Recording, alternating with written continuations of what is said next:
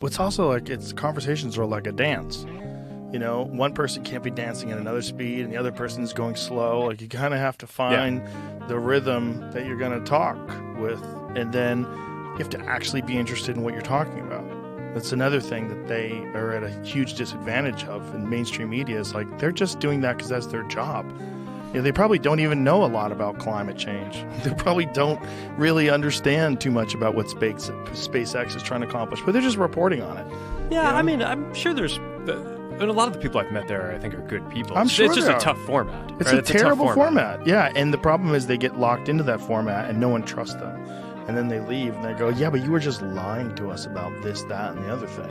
And now I'm supposed to believe you're one of the good guys. You're one of the straight shooters now.